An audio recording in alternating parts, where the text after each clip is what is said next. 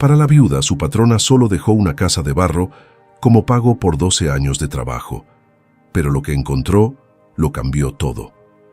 Durante 12 años, María lo dio todo. Dejó a sus propios hijos para cuidar de una patrona anciana y malhumorada que nadie más quería atender. 12 años de noches sin dormir, de aguantar humillaciones, de creer que tanta lealtad algún día valdría la pena. En su lecho de muerte, la señora le apretó la mano y le susurró: «No te preocupes, ya dejé todo arreglado. Vas a recibir lo que mereces». María creyó en esa promesa con todo su corazón, pero el día del testamento, mientras los hijos codiciosos heredaban mansiones, autos y joyas, a ella le dejaron una casa de barro abandonada en medio del desierto, una ruina sin agua, sin luz, sin futuro. Los hijos se burlaron en su cara: «Disfruta tu basurero». La echaron ese mismo día. Cuando María llegó con sus 3 hijos a ese lugar olvidado por Dios, rompió en llanto.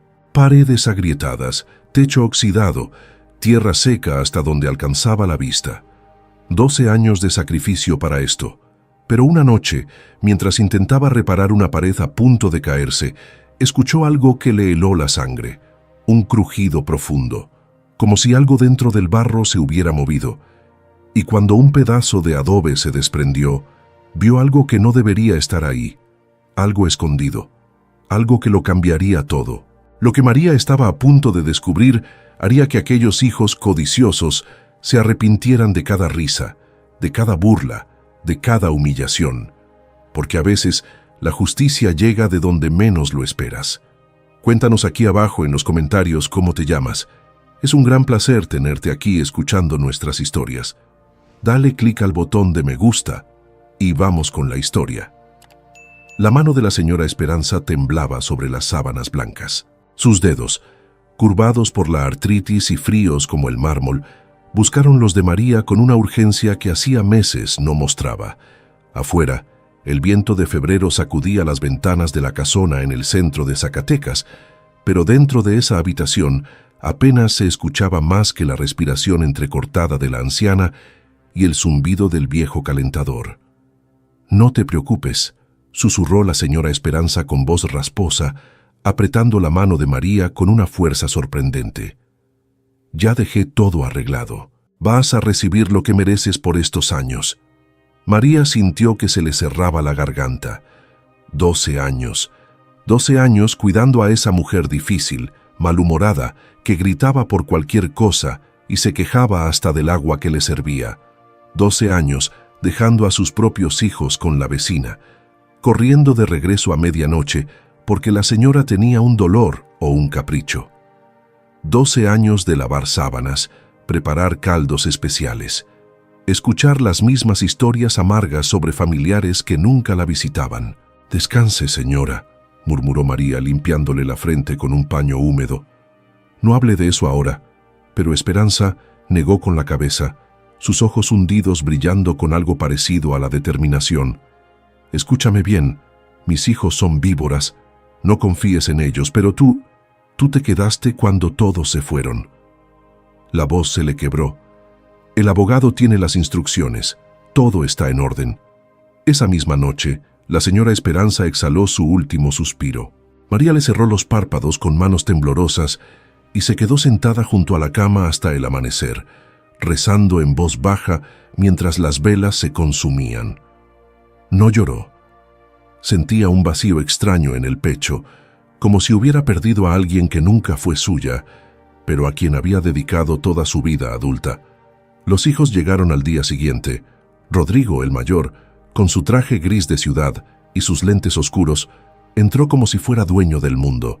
Detrás venía Gabriela, perfumada y vestida de negro, pero sin rastro de lágrimas en los ojos.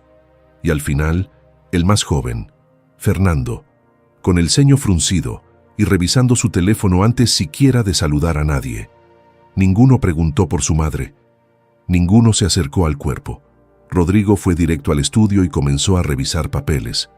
Gabriela recorrió la casa señalando muebles y cuadros como si ya estuviera repartiéndolos. Fernando se quedó en la cocina, preparándose café mientras hablaba por teléfono sobre liquidar rápido los activos. María se mantuvo al margen, limpiando en silencio, preparando el velorio que nadie más parecía interesado en organizar. Sintió la mirada de los hermanos sobre ella, pesada y desdeñosa, como si fuera un mueble viejo que aún no decidían si tirar o vender. El funeral fue breve. Pocas personas asistieron.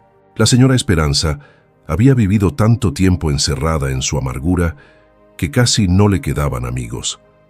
Los hijos permanecieron rígidos frente al ataúd, más preocupados por mantener las apariencias que por despedirse de su madre.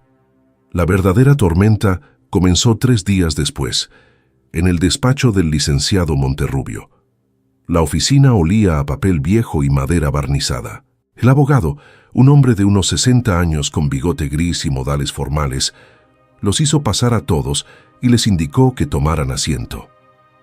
Rodrigo, Gabriela y Fernando se acomodaron en las sillas principales. María se quedó de pie junto a la puerta, sin saber bien si debía estar ahí. «Siéntese, señora María», dijo el licenciado con voz neutra, señalando una silla al fondo. «Usted también está incluida en el testamento». Los 3 hermanos voltearon a verla. Gabriela arqueó una ceja perfectamente delineada. Fernando soltó una risa corta y despectiva.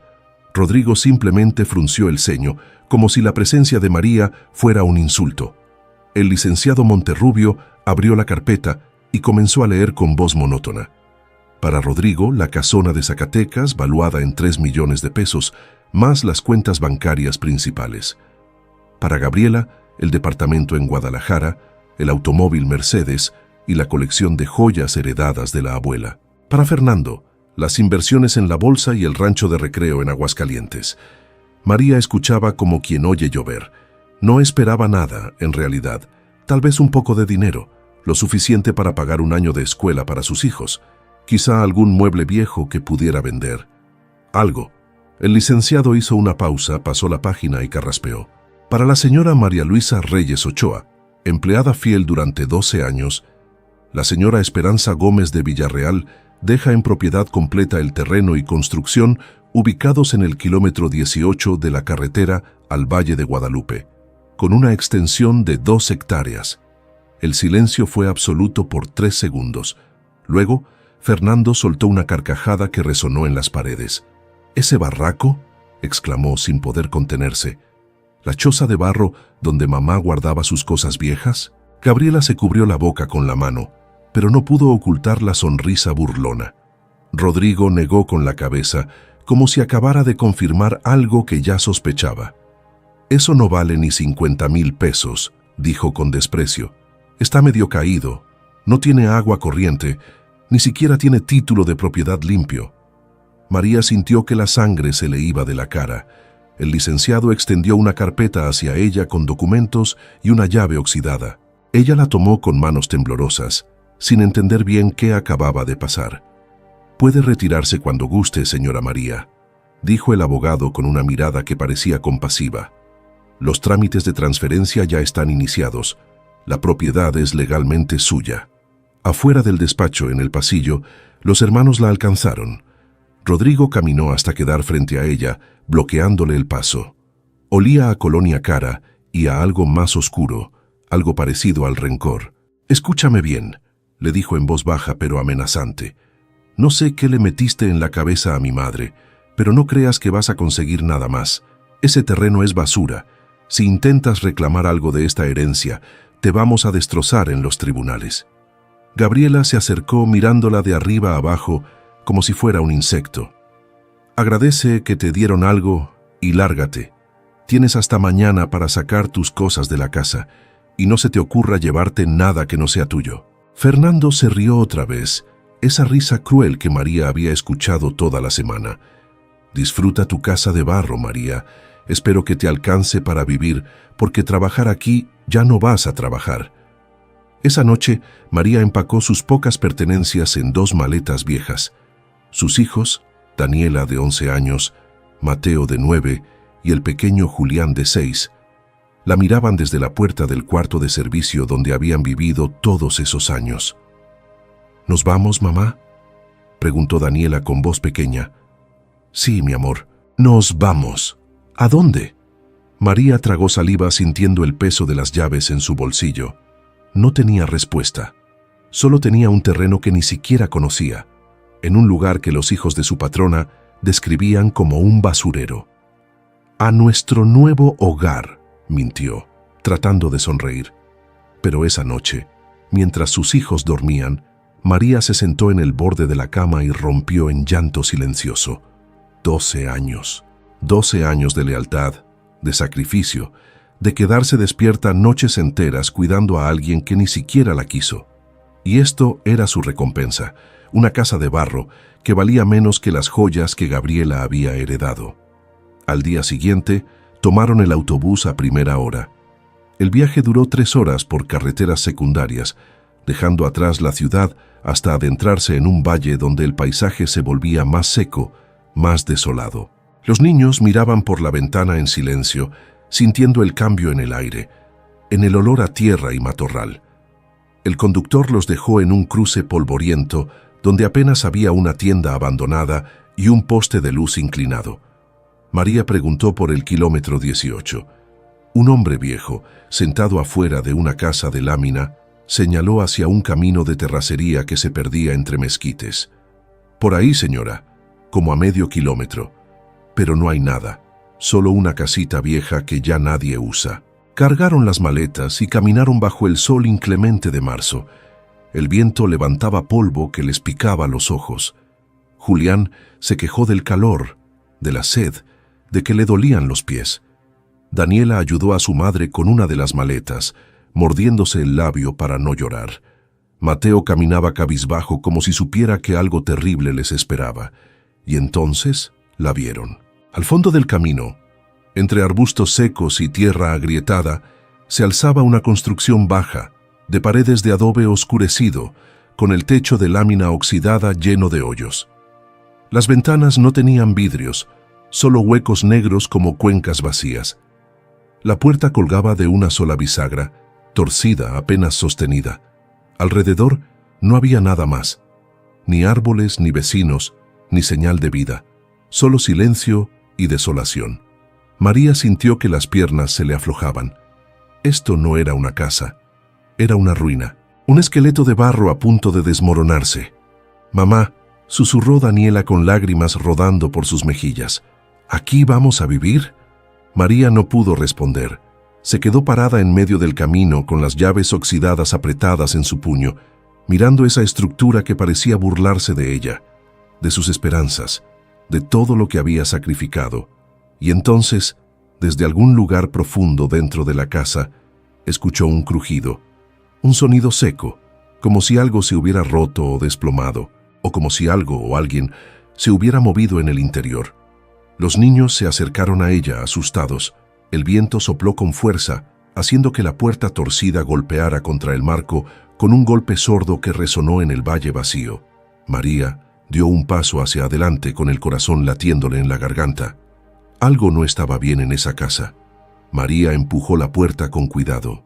La madera hinchada por la humedad y el tiempo raspó contra el suelo de tierra, levantando una nube de polvo que les hizo toser. La luz del mediodía se filtraba por los huecos del techo, creando franjas doradas sobre un interior sombrío y vacío. El olor las golpeó primero.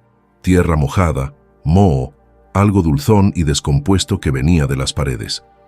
El piso era de tierra compactada, irregular, con grietas que serpenteaban de un extremo al otro. En el centro había restos de lo que alguna vez fue una mesa. Tablones podridos apilados contra una esquina. Un viejo colchón sin sábanas ocupaba otro rincón, manchado y rasgado, con el relleno de algodón amarillento saliendo por los costados. «Mamá, huele feo», gimió Julián tapándose la nariz. María dejó las maletas junto a la entrada y caminó despacio por el único cuarto grande que componía la construcción. Las paredes de adobe estaban agrietadas, con pedazos de barro cayéndose en varios puntos. Podía ver el armazón de varas secas y paja entrelazadas bajo la capa exterior. En una esquina había una pequeña cocineta de leña oxidada, con 3 piedras negras alrededor donde alguna vez se encendió fuego. No había baño, no había luz eléctrica, no había agua corriente. Daniela se acercó a una de las ventanas sin vidrio y miró hacia afuera. El paisaje era el mismo en todas direcciones. Tierra seca, matorrales bajos, cielo inmenso y vacío.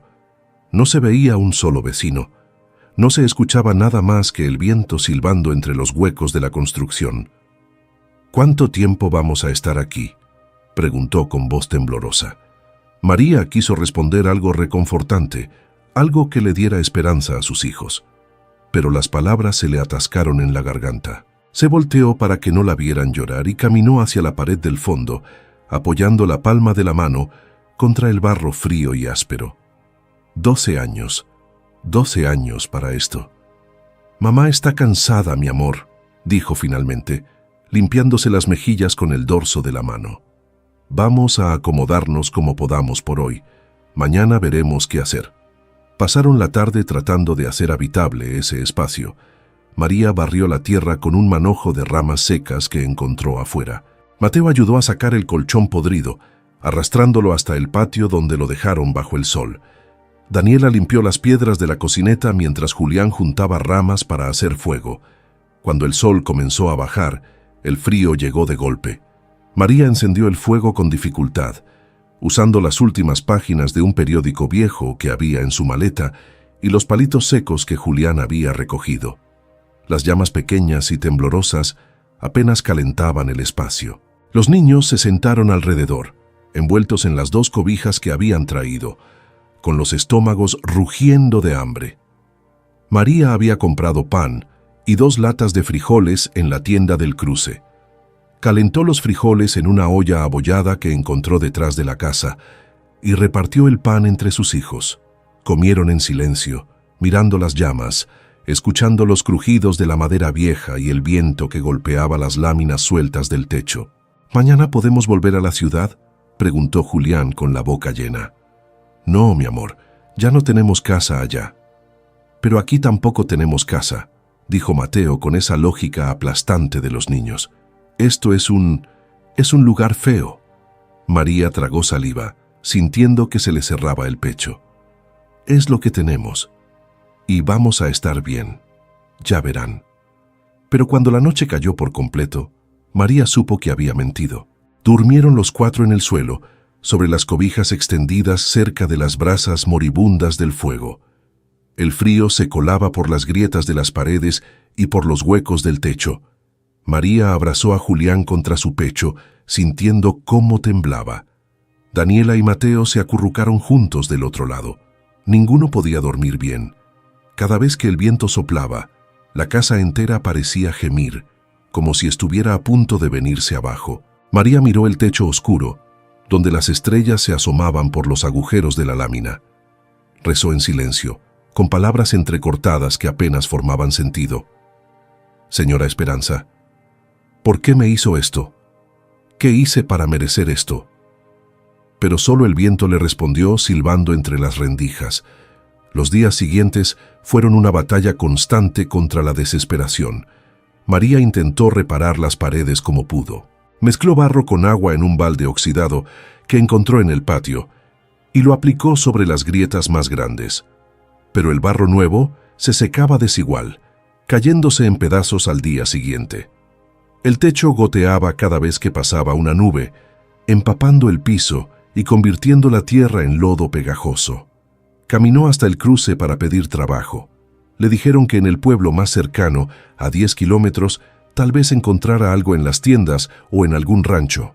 Pero sin transporte, sin dinero para el autobús, era imposible llegar. Intentó plantar una pequeña huerta en el patio, usando semillas que un hombre del cruce le regaló por lástima. Pero la tierra era dura como piedra, seca y agrietada. Las pocas semillas que logró enterrar no brotaron. El dinero que tenía ahorrado se agotó en 2 semanas. Pan, frijoles, un poco de arroz, velas, nada más. Los niños adelgazaron. Daniela dejó de preguntar cuándo volverían a la escuela. Mateo se volvió callado, distante. Julián lloraba todas las noches. Una tarde, mientras María estaba sentada en el patio mirando el horizonte vacío, una camioneta vieja se detuvo frente a la propiedad. Un hombre de unos 50 años, con sombrero de paja y camisa a cuadros, bajó y se acercó caminando despacio. Buenas tardes, señora, dijo quitándose el sombrero. Disculpe la molestia. Me llamo Esteban Rivas. Tengo un rancho a 5 kilómetros de aquí. María se puso de pie, limpiándose las manos en el delantal sucio.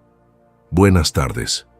El hombre miró la casa con expresión incómoda, como si no supiera bien cómo decir lo que venía a decir. Mire, señora, yo conocí a la dueña anterior de esta propiedad, la señora Esperanza, hace muchos años. Vine porque quería ver si usted estaría interesada en vender este terreno. María sintió un destello de esperanza. ¿Vender? Claro, podía vender esto, conseguir algo de dinero, irse a otro lado, empezar de nuevo. ¿Cuánto ofrece?, preguntó con voz temblorosa. Esteban se rascó la nuca, incómodo. La tierra aquí no vale mucho, señora. No hay agua cerca. No se puede sembrar bien. La casa está casi perdida. Hizo una pausa. Le puedo ofrecer 20,000 pesos. A María se le cayó el alma a los pies. 20,000 pesos. No era nada. Apenas le alcanzaría para rentar un cuarto en la ciudad por unos meses. ¿Y después qué? Volvería a estar en la calle, sin trabajo, sin referencias, con 3 hijos que alimentar. Déjeme pensarlo, murmuró. Esteban asintió, le dejó un papel con un número de teléfono y se fue. María volvió a entrar a la casa. Los niños estaban sentados en el suelo, jugando con piedras que habían pintado con ceniza del fuego. Se veían sucios, cansados, tristes. Ya no parecían niños, parecían sombras. Esa noche, después de acostarlos, María se quedó despierta mirando las paredes de barro. Las odiaba. Odiaba cada grieta, cada pedazo que se caía, cada gota que filtraba el techo. Odiaba a la señora Esperanza por haberle dado esta miseria como pago. Odiaba a los hijos por haberla humillado. Se odiaba a sí misma por haber confiado, por haber creído que la lealtad significaba algo. Se levantó y caminó hasta la pared del fondo, donde el barro estaba más agrietado. Apoyó la frente contra ella, sintiendo la frialdad áspera contra su piel. «¿Qué hice mal?», susurró. «¿Qué hice mal para terminar así?». Y entonces, justo en ese momento, la pared crujió. No fue un crujido normal, de madera vieja o de casa asentándose. Fue un sonido profundo, como si algo dentro de la pared se hubiera movido. María dio un paso atrás, con el corazón latiéndole rápido. Miró la grieta frente a ella. Era más grande de lo que recordaba, y parecía diferente, como si estuviera hueca detrás. Extendió la mano con cuidado y tocó el borde de la grieta. Un pedazo de barro se desprendió, cayendo al suelo con un golpe seco. Detrás del barro exterior, en lugar de las varas entrelazadas que esperaba ver, había un hueco oscuro. María sintió un escalofrío recorrerle la espalda. Se arrodilló, acercando la vela que había dejado en el piso. La luz temblorosa iluminó el interior de la pared, y ahí, en la oscuridad, brilló algo metálico. María acercó más la vela, con la mano temblando tanto que la llama bailaba proyectando sombras erráticas en las paredes. El hueco en el adobe era más profundo de lo que parecía, y ahí, encajado entre las varas secas y el barro endurecido, había algo rectangular oscuro cubierto de polvo y telarañas. Metió los dedos con cuidado, sintiendo el metal frío y oxidado. Jaló despacio, pero lo que fuera que estaba ahí dentro estaba bien atascado. Tuvo que arrancar más pedazos de barro, ensanchando la grieta hasta que pudo meter la mano completa. El objeto se dio con un crujido seco. María lo sacó, sosteniéndolo contra su pecho mientras se sentaba en el suelo de tierra. Era una caja de metal, del tamaño de una caja de zapatos, completamente oxidada en las esquinas, con una cerradura antigua sin llave. Pesaba, mucho más de lo que esperaba. El corazón le latía tan fuerte que sentía el pulso en las sienes. Miró hacia donde dormían sus hijos, acurrucados bajo las cobijas. Seguían inmóviles, perdidos en el sueño profundo del agotamiento. María llevó la caja hasta la cocineta, donde las brasas del fuego aún daban algo de luz. La dejó sobre una piedra y buscó entre sus cosas hasta encontrar un cuchillo viejo. Metió la punta en la cerradura oxidada y empujó con fuerza. La cerradura era antigua, débil. Al tercer intento, se rompió con un chasquido metálico. Abrió la tapa despacio y se quedó sin aire. Adentro había billetes, muchos billetes, algunos amarillentos y viejos, de denominaciones que ya no se usaban. Pero también había billetes más nuevos, enrollados y atados con ligas que se habían vuelto quebradizas. Debajo de los billetes, envueltas en un trapo oscuro, había joyas, anillos de oro, un collar con piedras que brillaban a la luz del fuego, aretes con incrustaciones que parecían antiguas. Y al fondo de la caja, doblada varias veces, había una hoja de papel grueso, amarillenta por el tiempo. María tomó el papel con manos temblorosas y lo desdobló con cuidado. La tinta estaba desvanecida en algunos lugares, pero aún se podía leer. Era una carta, escrita a mano, con la letra temblorosa de la señora Esperanza. «Querida María», comenzaba. María sintió que las lágrimas le quemaban los ojos antes de poder leer la segunda línea. «Si estás leyendo esto, es porque no vendiste la casa. Es porque te quedaste aquí tratando de repararla, demostrando la humildad y la perseverancia que siempre tuviste. Sabía que lo harías. Te conozco mejor de lo que crees». La voz de la señora Esperanza parecía resonar en las palabras, áspera y directa, sin rodeos. «Mis hijos son buitres, María. Lo supe desde que eran jóvenes. Nunca me visitaron por amor. Nunca se preocuparon por mí. Solo querían mi dinero, mis propiedades, todo lo que pudieran arrancar. Si te hubiera dejado dinero en el banco, habrían encontrado la forma de quitártelo con abogados y artimañas. Si te hubiera dado la mansión, te habrían echado a la calle el mismo día». María leía con las lágrimas rodando por sus mejillas, empañando las palabras. «Esta casa de barro fue donde nací, María. Aquí vivió mi madre y mi abuela antes que ella. Era una familia humilde, de campesinos que trabajaban la tierra cuando todavía había agua en este valle. Cuando me casé y me fui a la ciudad, guardé esta casa como un secreto. Nunca la vendí, nunca se la dije a mis hijos. Este lugar era mi refugio, el único pedazo de mi vida que ellos no podían tocar». La carta continuaba con letra más temblorosa, como si la señora Esperanza hubiera estado muy enferma cuando la escribió. «Durante años guardé aquí lo que realmente importaba. No es solo esta caja, María. Hay más, mucho más. El oro que heredé de mi familia, las joyas que nunca usé, el dinero que fui ahorrando sin que mis hijos lo supieran. Todo está en estas paredes, escondido en el barro, lejos de sus ojos codiciosos. El valor de lo que hay aquí es 10 veces lo que vale la mansión de Zacatecas, tal vez más». María dejó de respirar. Miró las paredes alrededor, las grietas, los pedazos de barro que se caían. ¿Cuánto más había escondido ahí? «Todo es tuyo, María. Cada peso, cada joya, cada gramo de oro. Lo mereces. Me cuidaste cuando nadie más lo hizo. Me diste compañía cuando el mundo me había olvidado. Dejaste a tus hijos para atender mis caprichos de vieja amargada. Esta es mi forma de pagarte y de asegurarme de que mis hijos no se queden con nada más de lo necesario». La carta terminaba con unas últimas líneas, escritas con trazo más firme, como si la señora Esperanza hubiera recuperado fuerzas para escribirlas. «No seas tonta, María. No les digas nada. No confíes en nadie. Saca todo con cuidado y úsalo para darles una buena vida a tus hijos. Ellos sí merecen un futuro. Los míos ya tuvieron el suyo y lo desperdiciaron. Adiós, niña. Que Dios te bendiga. Esperanza». María dobló la carta y la apretó contra su pecho, sollozando en silencio. No eran lágrimas de tristeza, eran lágrimas de alivio, de gratitud, de algo parecido a la redención. La señora Esperanza no la había traicionado, todo lo contrario. Le había dado lo único que sus hijos no podrían arrebatarle, un secreto. Pero el alivio duró poco. María miró la caja de metal, luego las paredes agrietadas, y sintió que el peso de la situación caía sobre ella como una losa. Si había más escondido en esas paredes, ¿cómo iba a sacarlo sin que nadie se diera cuenta? ¿Y si alguien venía y la veía rompiendo las paredes? ¿Y si los hijos de la señora Esperanza sospechaban algo? Guardó la caja debajo de las cobijas donde dormía, cubriéndola con su cuerpo. No durmió el resto de la noche. Se quedó despierta, escuchando cada sonido del viento, cada crujido de la madera, cada ladrido lejano de un perro.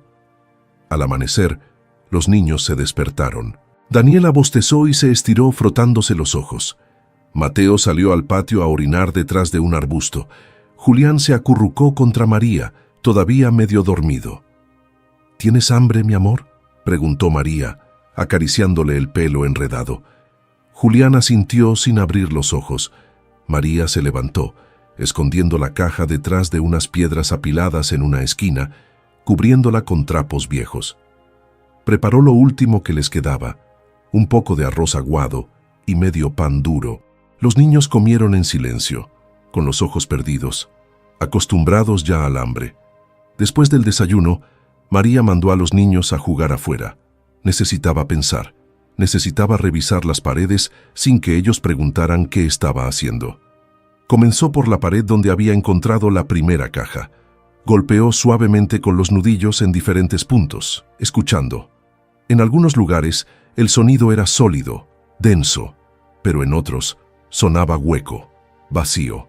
Eligió una sección que sonaba especialmente hueca, cerca del suelo, y comenzó a arrancar el barro con las manos. La capa exterior era dura, pero detrás estaba más suelta.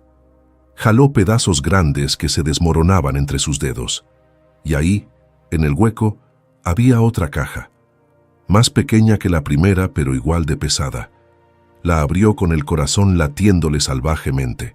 Más dinero, más joyas, y algo envuelto en papel de periódico viejo, monedas de oro, antiguas, brillantes incluso bajo la capa de polvo.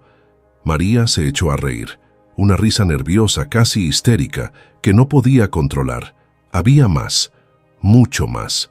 La señora Esperanza no había mentido. Pasó las siguientes 2 horas revisando cada pared, golpeando, escuchando, arrancando barro en los puntos que sonaban huecos. Encontró 4 cajas más. Algunas contenían dinero, otras joyas envueltas en trapos. Una tenía documentos viejos, escrituras de propiedades que María no entendía bien, pero que parecían importantes. Y en la última, al fondo del hueco más grande, había lingotes pequeños de oro, envueltos en tela encerada. Cuando terminó, había un montón de cajas y objetos apilados en el centro del cuarto. María se sentó en el suelo, rodeada de todo aquello, tratando de procesar lo que acababa de encontrar. Era rica, o al menos tenía suficiente para cambiar su vida, para darles educación a sus hijos, para comprar una casa de verdad, para no volver a pasar hambre nunca más. Pero entonces escuchó el sonido de un motor acercándose. Se levantó de un salto y corrió a la ventana. Una camioneta negra, nueva, avanzaba por el camino de terracería levantando una nube de polvo. No era la camioneta vieja de Esteban, era otra, más grande, más cara. María sintió que se le helaba la sangre. Reconoció esa camioneta.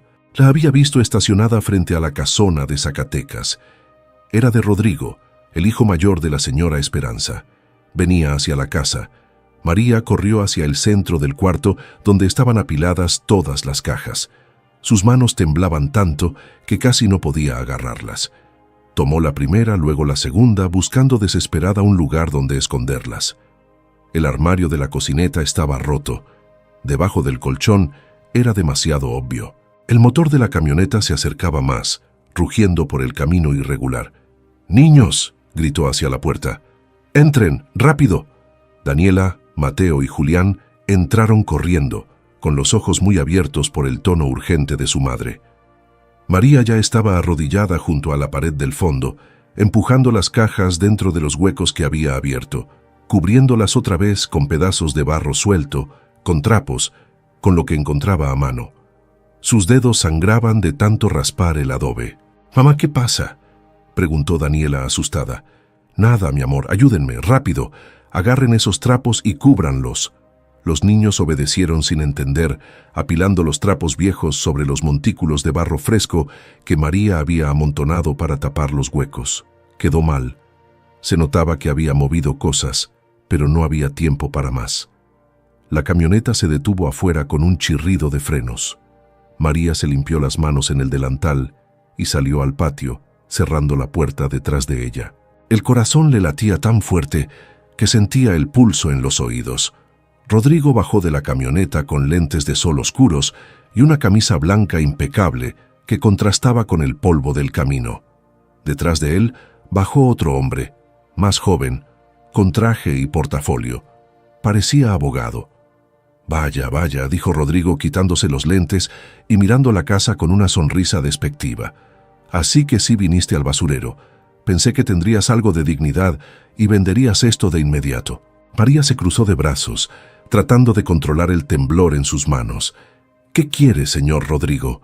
Él caminó despacio alrededor del patio, mirando las paredes agrietadas, el techo oxidado, los arbustos secos.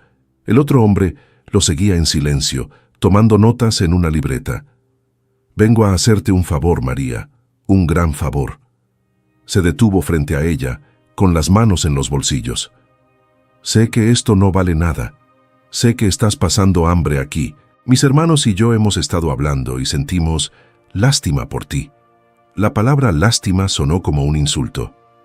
«No necesito su lástima». Rodrigo sonrió, pero fue una sonrisa fría.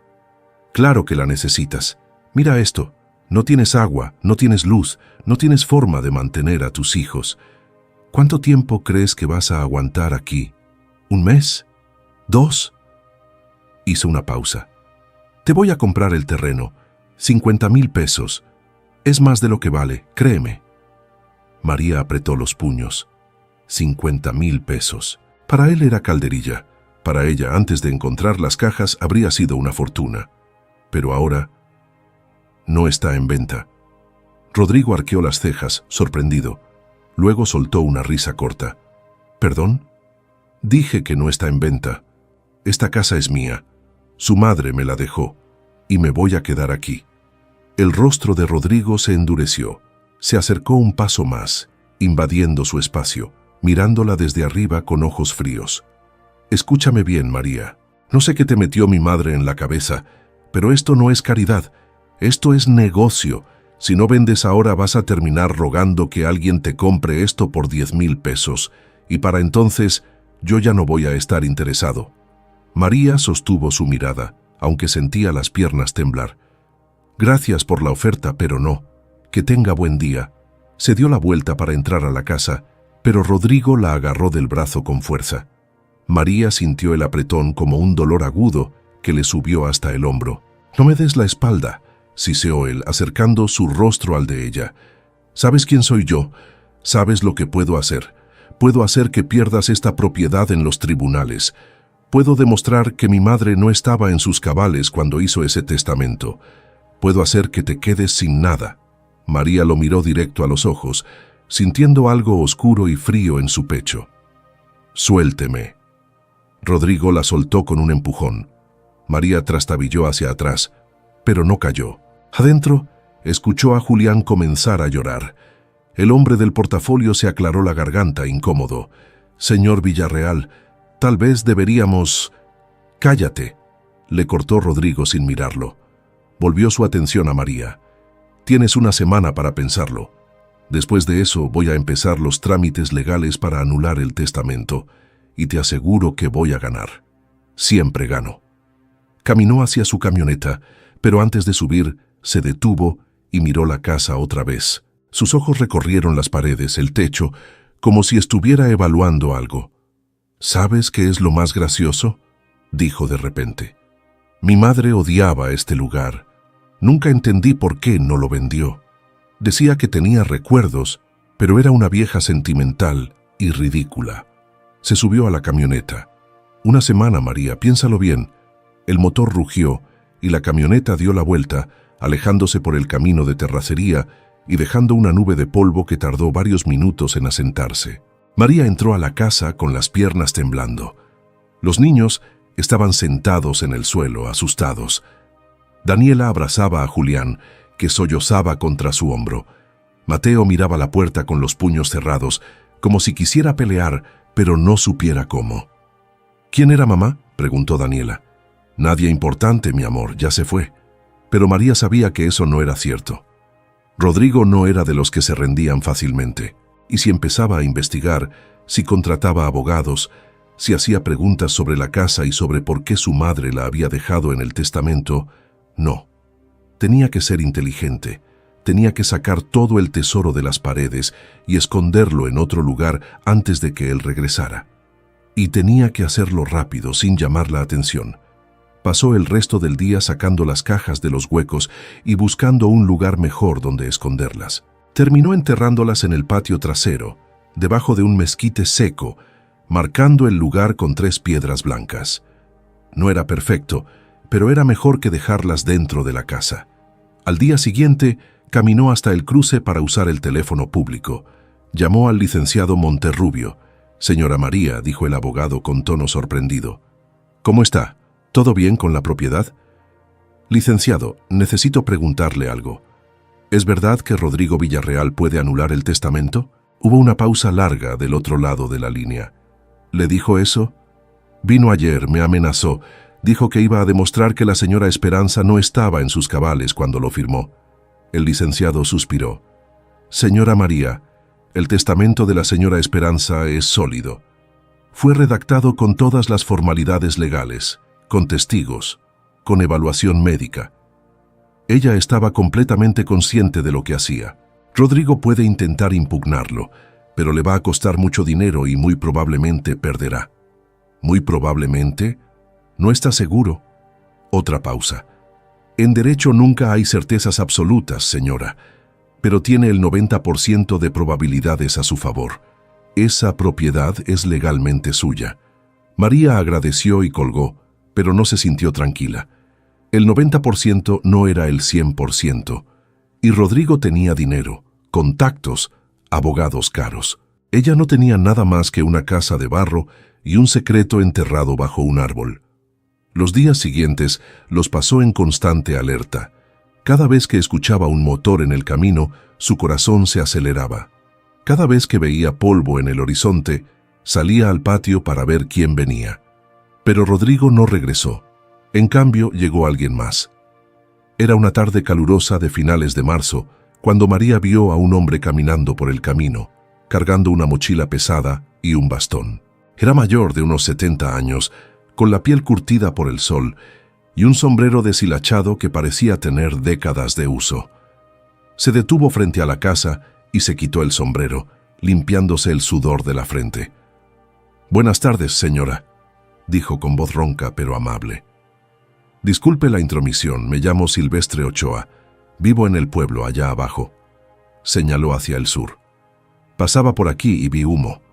Hace años que nadie vive en esta casa. ¿Es usted nueva por acá?» María asintió, desconfiada. «Sí, la casa es mía ahora». Silvestre miró las paredes, el techo y asintió despacio. «Ah, ya veo. Entonces usted es la que heredó de la señora Esperanza».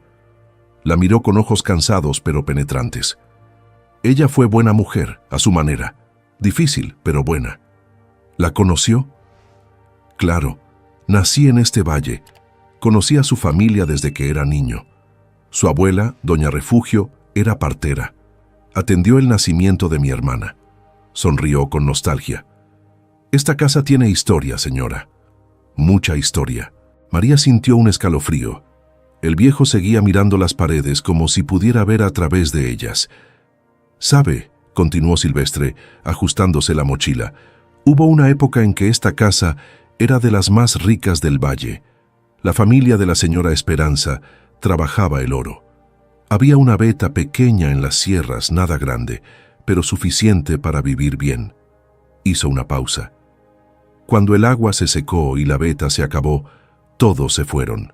Pero dicen que la familia nunca vendió el oro que juntaron, que lo guardaron para tiempos difíciles».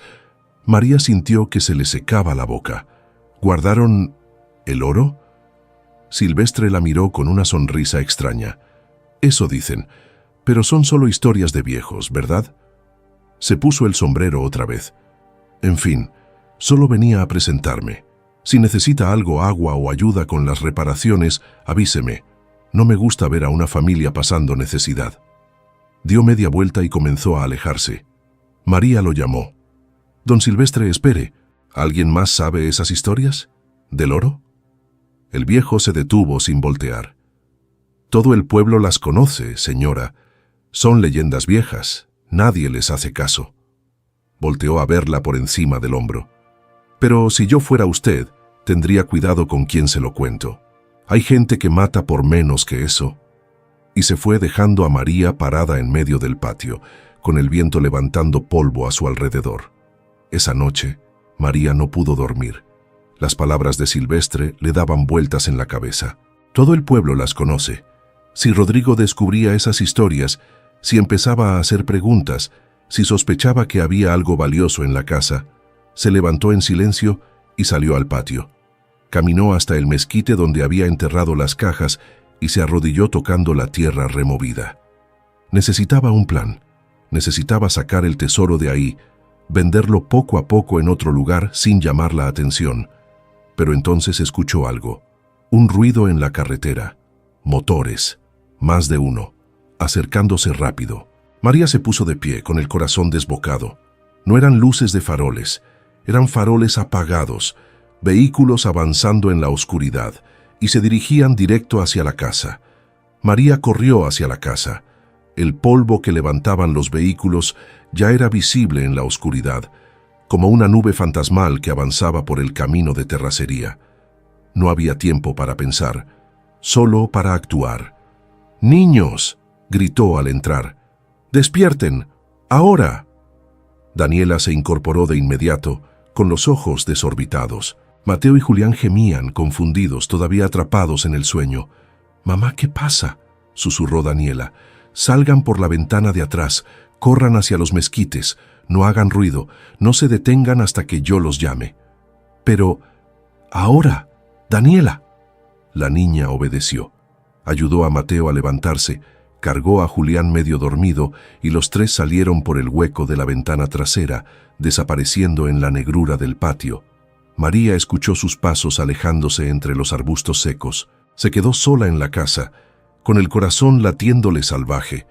Agarró un palo grueso que usaba para remover el fuego y se paró junto a la puerta, apretándolo con ambas manos.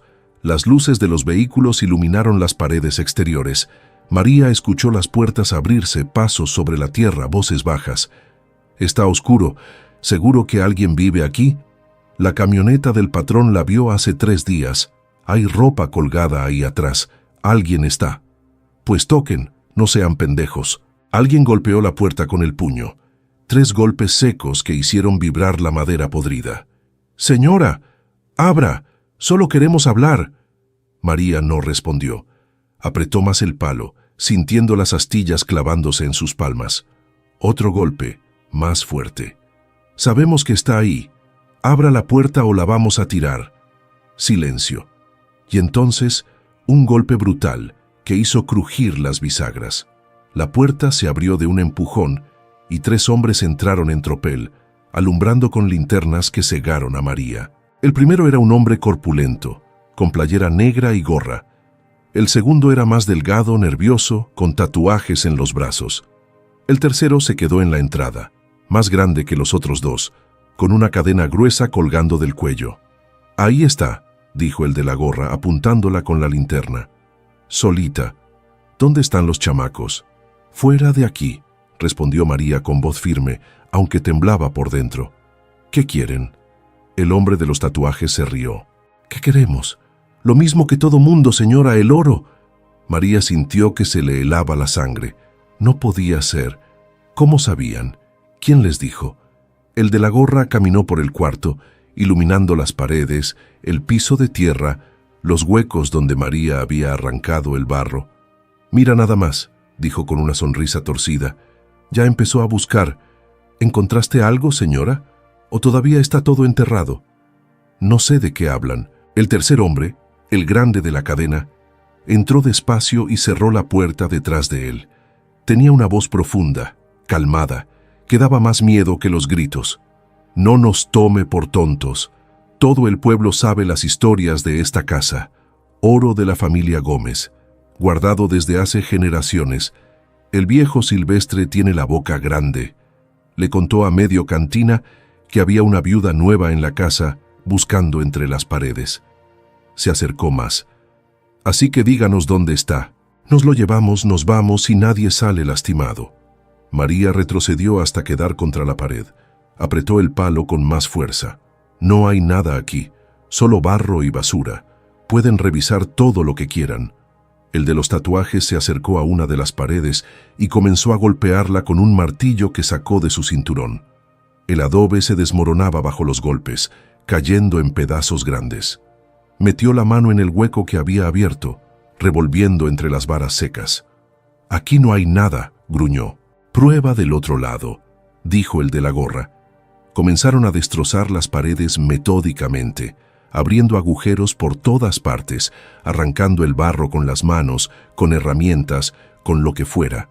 María los miraba con impotencia, rezando en silencio para que no encontraran nada.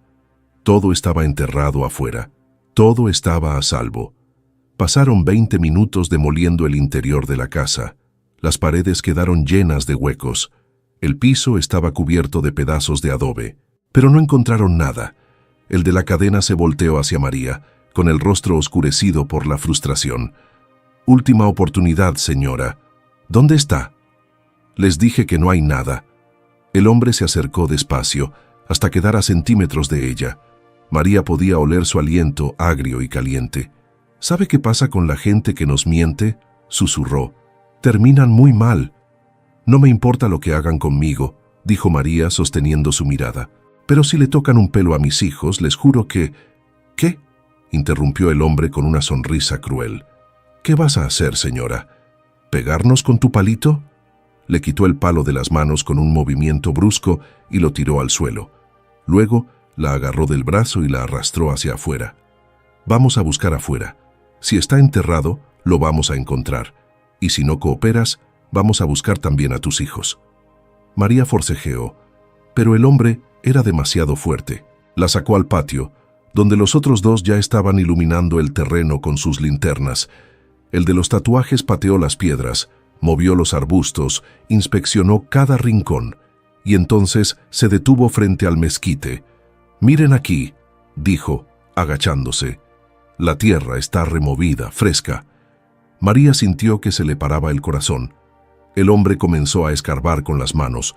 Los otros dos se unieron, cavando rápido, aventando la tierra a los lados. No tardaron ni 5 minutos en encontrar la primera caja. «Aquí está», gritó el de los tatuajes, sacándola con esfuerzo. «Lo sabía, lo sabía». Abrieron la caja ahí mismo. El brillo del oro y las joyas iluminó sus rostros codiciosos. Se rieron, se dieron palmadas en la espalda. Comenzaron a sacar más cajas una tras otra. María cayó de rodillas en la tierra. Había perdido. Todo lo que la señora Esperanza le había dejado, todo lo que podría haber salvado a sus hijos, estaba siendo robado frente a sus ojos. «Llévenlo todo al carro», ordenó el de la cadena. «Rápido, antes de que alguien pase». Pero entonces, desde el camino, llegó el sonido de otro vehículo. Luces, faros potentes que iluminaron todo el terreno. Los 3 hombres se congelaron. El de la cadena sacó un cuchillo de su cinturón. ¿Quién chingados es? Una camioneta de la policía rural se detuvo frente a la casa. 2 hombres bajaron con uniformes y linternas. Uno de ellos era más viejo, con bigote gris y una placa que brillaba bajo la luz de la luna. «¿Qué está pasando aquí?», preguntó con voz firme. El de la cadena escondió el cuchillo y sonrió tratando de parecer tranquilo. «Nada, oficial. Solo estamos ayudando a la señora a buscar unas cosas que perdió». El policía miró las cajas abiertas, el oro esparcido, los huecos en la tierra. Luego miró a María, todavía de rodillas, con lágrimas en los ojos. «¿Es cierto eso, señora?». María negó con la cabeza. «Están robando. Vinieron por la fuerza. Destrozaron mi casa. Se están llevando todo». El policía más joven puso la mano en su arma. «Ustedes 3 contra la pared. Ahora». El de la cadena dio un paso atrás evaluando la situación. Por un momento, María pensó que iban a pelear, pero entonces el hombre levantó las manos lentamente. «Tranquilo, oficial. No queremos problemas. Demasiado tarde para eso. Manos contra la camioneta, los 3». Los esposaron uno por uno mientras el policía más viejo ayudaba a María a levantarse. «¿Está bien, señora? ¿Le hicieron daño?» «Mis hijos», susurró María, «están escondidos en los mezquites». El policía llamó hacia la oscuridad. Daniela salió primero cargando a Julián. Mateo venía detrás, temblando. María corrió hacia ellos y los abrazó con todas sus fuerzas. «¿Cómo supieron que veníamos?», preguntó el de la cadena desde la camioneta con rabia en la voz. El policía viejo sonrió. «Don Silvestre llamó a la comandancia hace una hora. Dijo que había visto gente sospechosa rondando. Dijo que la señora nueva podría estar en peligro». Miró a María. «Ese viejo habla mucho, pero también cuida a los suyos». María sintió que las piernas se le aflojaban. Silvestre, el viejo que parecía solo un chismoso del pueblo, la había salvado. Los policías se llevaron a los 3 hombres. Antes de irse, el oficial mayor se acercó a María. «Señora, esto no se va a quedar así. Estos tipos van a hablar. Van a decir que ustedes tienen oro escondido. Y va a venir más gente. Gente peor». Hizo una pausa. «Mi consejo, saque todo lo valioso de aquí. Escóndalo en un banco, con un notario, donde sea. Pero no lo deje en esta casa. No es seguro». María asintió, todavía en shock. Los policías se fueron. El silencio volvió al valle. María y sus hijos se quedaron solos en el patio, rodeados de tierra removida y cajas abiertas. «Mamá», dijo Daniela con voz pequeña, «¿qué vamos a hacer?» María miró las cajas, luego la casa destruida, luego el horizonte donde el sol comenzaba a asomar entre las montañas. «Vamos a terminar lo que empezamos», dijo con voz firme. «Vamos a sacar todo de aquí y vamos a empezar de nuevo. Pero esta vez lo haremos bien». Pasaron todo el día siguiente recogiendo las cajas, limpiándolas, inventariando lo que había. María contó 6 cajas en total, más los lingotes de oro y las joyas sueltas. No sabía exactamente cuánto valía todo, pero era más dinero del que había visto en toda su vida. Al atardecer, mientras los niños dormían agotados, María se sentó en el patio con las cajas frente a ella. Necesitaba un plan. Necesitaba proteger a sus hijos. Necesitaba... El sonido de un motor la sacó de sus pensamientos. Otra camioneta. Esta vez sí reconoció el rugido del motor. Era Rodrigo. Venía de nuevo, y esta vez no venía solo. Rodrigo bajó de la camioneta seguido por 2 hombres de traje. Uno cargaba una carpeta gruesa. El otro tenía una cámara profesional colgada del cuello. Venían preparados. María se puso de pie colocándose entre ellos y la casa. Los niños seguían dormidos adentro. Las cajas estaban apiladas junto a la pared trasera, cubiertas con lonas viejas. «María», dijo Rodrigo con una sonrisa falsa, «qué sorpresa encontrarte todavía aquí. Pensé que ya habrías huido después del incidente de anoche». Así que ya sabía. Por supuesto que sabía. Probablemente tenía contactos en la policía, gente que le pasaba información. «¿Qué quiere ahora?», preguntó María, cruzándose de brazos. Rodrigo caminó alrededor del patio, observando los huecos en la tierra, las paredes destruidas de la casa, el desorden. «Vengo a ofrecerte una salida. Anoche vinieron ladrones, te atacaron, destruyeron tu casa». Hizo una pausa dramática. «Es evidente que este lugar no es seguro para ti y tus hijos. Sería terrible que algo peor pasara». El hombre de la carpeta se acercó. «Señora Reyes, soy el licenciado Bermúdez, representante legal de la familia Villarreal. Traemos una propuesta formal». Abrió la carpeta y sacó unos documentos. 100,000 pesos por la propiedad completa. Transferencia inmediata. Puede firmar ahora mismo y mañana tiene el dinero en su cuenta. «¿Y si no firmo, qué?», preguntó María. Rodrigo se quitó los lentes de sol. Sus ojos eran fríos como el hielo. «Entonces empezamos el proceso legal para anular el testamento. Y créeme, María, voy a ganar. Tengo testigos que dirán que mi madre estaba senil. Tengo médicos que van a cuestionar su capacidad mental. Tengo los recursos para arrastrarte por los tribunales durante años», sonrió. «Y mientras tanto, tú y tus hijos van a seguir aquí en este basurero sin agua, sin luz, sin futuro. ¿Cuánto tiempo crees que van a aguantar?». El hombre de la cámara comenzó a tomar fotos de la casa destruida, de las paredes con huecos, del techo oxidado. Evidencia para el juicio. María sintió la rabia hervir en su pecho. Este hombre y sus hermanos habían abandonado a su madre durante años. Nunca la visitaron, nunca se preocuparon por ella, y ahora querían robarle lo último que ella había dejado, la única forma que tuvo de recompensar a quien sí estuvo ahí.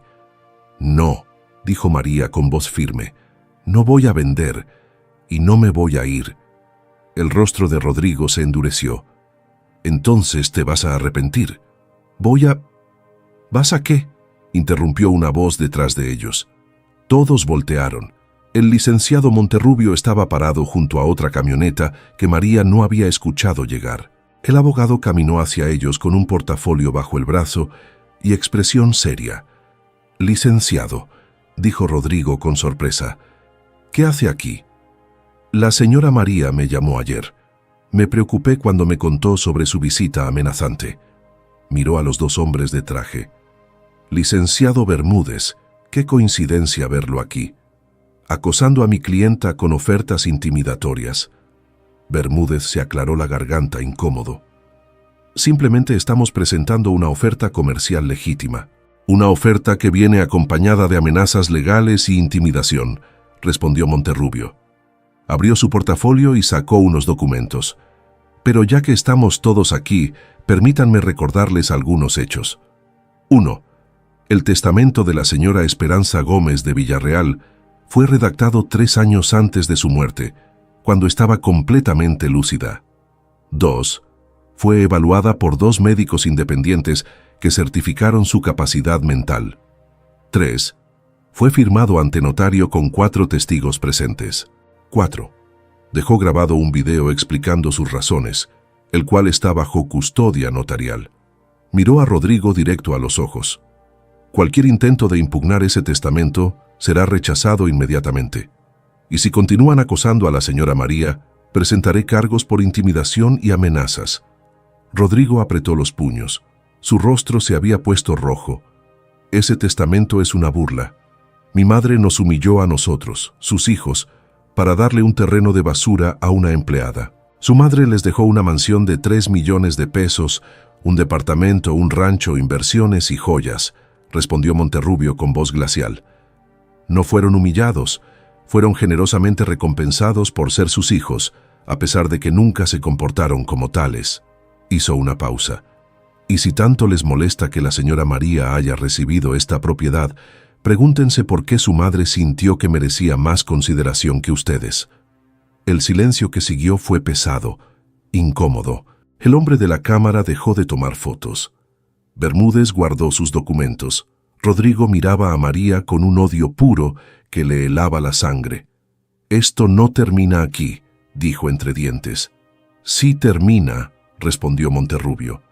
«Y si vuelven a molestar a mi clienta, no solo presentaré cargos, también me aseguraré de que todo el mundo sepa cómo los hijos de Esperanza Gómez trataron a la única persona que cuidó de su madre hasta el final. Zacatecas es una ciudad pequeña, señor Villarreal. Las reputaciones se arruinan rápido». Rodrigo subió a su camioneta sin decir otra palabra. Los 2 hombres de traje lo siguieron. El motor rugió y se alejaron a toda velocidad, levantando una nube de polvo que ocultó el camino durante varios minutos. Cuando el polvo se asentó, María se volvió hacia Monterrubio. «Gracias, licenciado. No sé qué habría hecho sin usted». El abogado sonrió por primera vez. «La señora Esperanza me pidió que la protegiera, señora María. Me hizo jurar que no dejaría que sus hijos la intimidaran». Sacó un sobre de su portafolio. «Y me pidió que le entregara esto cuando llegara el momento adecuado». María tomó el sobre con manos temblorosas. Adentro había otra carta, más corta que la primera. «María, si estás leyendo esto es porque mis hijos intentaron quitarte lo que te dejé. Sabía que lo harían. Por eso contraté al mejor abogado de Zacatecas y le pagué por adelantado para que te defendiera. No estás sola, nunca lo estuviste. Usa lo que encontraste para construir la vida que mereces. Y si alguna vez dudas de ti misma, recuerda que fuiste más hija para mí que los 3 que parí. EGV». María se llevó la carta al pecho, con lágrimas rodando por sus mejillas. Esta vez no eran lágrimas de dolor, sino de algo más profundo: gratitud, redención. Monterrubio le puso una mano en el hombro. Ahora, señora María, hablemos de cómo vamos a proteger lo que encontró en esta casa. Necesitamos moverlo a un lugar seguro antes de que más gente venga buscando. Durante las siguientes semanas, María trabajó con el licenciado para asegurar el tesoro. Llevaron todo a un banco en Guadalajara, donde lo depositaron en una caja de seguridad. Vendieron las joyas y los lingotes de oro poco a poco, a través de casas de subastas y joyerías discretas, para no levantar sospechas. El dinero era más del que María había imaginado. Los lingotes de oro valían casi 2 millones de pesos. Las joyas antiguas, otro 1,5 millones. El dinero en efectivo, aunque algunas denominaciones ya no servían, se cambió por casi medio millón más. 4 millones de pesos en total. Una fortuna. Pero María no perdió la cabeza. Lo primero que hizo fue comprar una casa pequeña, pero digna, en un pueblo cercano a Zacatecas, con 3 habitaciones, agua corriente, luz eléctrica. Los niños lloraron de felicidad la primera noche que durmieron en camas de verdad, con sábanas limpias, sin frío, sin miedo. Inscribió a Daniela, Mateo y Julián en buenas escuelas. Compró uniformes, libros, mochilas. Contrató a una tutora para ayudarlos a ponerse al día después de los meses perdidos. Invirtió parte del dinero en un pequeño negocio de costura y ropa de trabajo. No quería ser rica, quería ser independiente. Quería que sus hijos vieran que el dinero no se regala, se trabaja, que la dignidad no se compra, se construye. Y con el resto del dinero, María hizo algo que la señora Esperanza habría aprobado. Creó un pequeño fondo para ayudar a otras viudas en situaciones difíciles. Mujeres que habían perdido a sus esposos y no tenían apoyo. Madres solas que luchaban por sacar adelante a sus hijos. Les daba pequeños préstamos sin intereses, las ayudaba a encontrar trabajo, pagaba las colegiaturas de sus hijos. No se hacía publicidad, no presumía. Solo ayudaba, en silencio, de la misma forma en que alguien la había ayudado a ella. Los meses pasaron. El otoño dio paso al invierno. Una tarde de diciembre, María estaba cosiendo en el patio de su nueva casa cuando Daniela llegó corriendo con un periódico en las manos. «Mamá, mira esto». Era la sección de sociales del diario de Zacatecas. Había una pequeña nota sobre la familia Villarreal. Rodrigo había tenido que vender la mansión de su madre para pagar deudas de juego. Gabriela estaba siendo demandada por un préstamo impagado de 400,000 pesos. Fernando había sido arrestado por conducir en estado de ebriedad y chocar su auto contra una fuente pública. La herencia, que parecía inagotable, se les había escurrido entre los dedos en menos de un año. María leyó la nota 2 veces y luego la dobló despacio. No sintió alegría, no sintió venganza, solo sintió una tristeza distante por 3 personas que nunca aprendieron lo que realmente valía la pena. «¿Estás bien, mamá?», preguntó Daniela. María sonrió y le acarició el pelo. «Sí, mi amor, estoy bien». Un sábado de finales de diciembre, María llevó a sus hijos de vuelta al Valle de Guadalupe. La casa de barro seguía ahí, más derrumbada que antes, con las paredes casi completamente caídas y el techo hundido. Ya nadie vivía ahí, ya nadie la quería. Se pararon los 4 frente a las ruinas, mirando el lugar donde todo había cambiado. «¿Por qué volvimos aquí, mamá?», preguntó Mateo. María se agachó y recogió un pedazo de adobe del suelo. Lo sostuvo en su mano, sintiendo el peso, la textura áspera. «Porque quería que vieran de dónde venimos, quería que recordaran que hubo un tiempo en que no teníamos nada, y quería que supieran que cuando tengan algo en la vida, nunca olviden agradecer y compartir». Julián señaló hacia el mezquite seco donde habían enterrado las cajas. «¿Ahí estaba el tesoro?». «Sí, mi amor, ahí estaba». «¿Y ya no hay más?». María lo cargó y lo abrazó contra su pecho. «El verdadero tesoro nunca estuvo en las cajas, Julián. Estuvo en que alguien confió en mí, en que alguien creyó que yo merecía algo mejor, y ahora nosotros vamos a hacer lo mismo por otras personas». Daniela se acercó y abrazó a su madre. Mateo se unió. Los cuatro se quedaron ahí abrazados, mientras el viento de diciembre soplaba suave sobre el valle desierto. Al día siguiente, María donó el terreno al municipio para que construyeran un centro comunitario. Un lugar donde las familias del valle pudieran reunirse, donde los niños pudieran jugar, donde nadie tuviera que sentirse abandonado. No le puso su nombre, le puso el nombre de la señora Esperanza Gómez de Villarreal, para que la gente recordara que incluso las personas difíciles, amargas y complicadas a veces guardan bondad en el corazón y que a veces la redención llega tarde, pero llega. 2 años después, María estaba sentada en el pórtico de su casa, cosiendo un vestido mientras el sol de la tarde pintaba el cielo de naranja y morado. Sus hijos jugaban en el patio. Daniela leía un libro bajo un árbol. Mateo construía una casita con palitos. Julián perseguía a un perro que habían adoptado meses atrás. La radio en la cocina tocaba una canción vieja. El olor a frijoles recién hechos salía por la ventana. Había ropa limpia colgada en el tendedero, moviéndose suave con la brisa. Todo era simple. Todo era tranquilo. Todo era suficiente. María enhebró la aguja y siguió cosiendo, con una sonrisa pequeña en los labios. Ya no había lágrimas. Ya no había miedo. Ya no había dudas. Solo había paz y esperanza, y la certeza de que había valido la pena quedarse, de que había valido la pena confiar, de que al final la lealtad y la bondad siempre encuentran su recompensa, aunque venga envuelta en barro. A veces, lo que parece una maldición es en realidad una bendición disfrazada. María nos enseña que la verdadera riqueza no está en las apariencias, sino en la dignidad con la que enfrentamos las tormentas de la vida. Cuando el mundo te humilla y te ofrece migajas, no te rindas. Tal vez justo ahí, en lo que todos desprecian, está escondido tu tesoro. La lealtad, la perseverancia y el corazón noble nunca pasan desapercibidos, aunque a veces la recompensa tarde en llegar. Y recuerda, quienes heredan sin esfuerzo pierden sin entender, pero quienes construyen con sacrificio jamás olvidan el valor de lo que tienen. No subestimes lo que Dios pone en tus manos, porque hasta en el barro más humilde puede esconderse oro. Si te gustó esta historia, te van a encantar las que vienen, así que haz clic en el botón de suscribirte aquí en el canal. Dios te bendiga.